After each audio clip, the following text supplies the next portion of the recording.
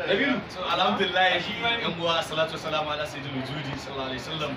A yau gani na zo na ziyarci wayannan mutanen da suke tallan kaunar manzon Allah a duniya, kuma ina jaddadawa mutane wayannan ba fim bane ba, da gaske masoya annabi ne. Kun dai ga mutane da su, to wayannan mutanen da gaske masoya manzon Allah ne, kuma soyayyar ba irin wacce ake neman ɗaukaka a ciki ko neman riba ba.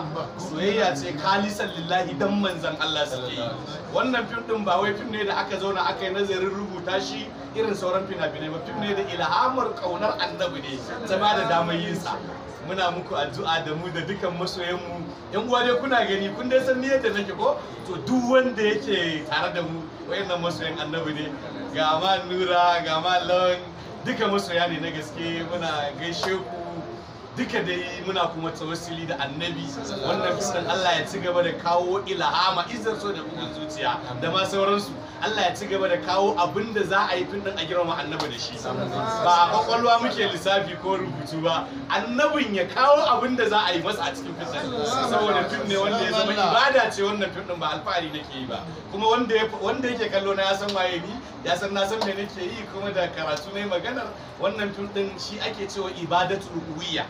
Ibadatul ruhiyya ita ce a gurin aikin ka, doctor ne kai ko waye kai, a'a ba wai kai aikin a baka kuɗi ka je ka ciyar da iyalinka ba, a gurin akwai sakon annabi da ake saurara ka isar. So da haka wannan shine ibadatul ruhiyya, wanda dan fim ma zai isar da sakon manzo Allah. Masu kallon fim wani abu ne daban, ya kamata su dinga ganewa. Inda an yi wani abu da ba a fahimta ba, to yanzu ya kamata ku gane, in malami ne kai ga sakonka, ko ba haka bane, in majazubi ne kai ga sakonka, in masoyin annabi ne kai ga sakonka.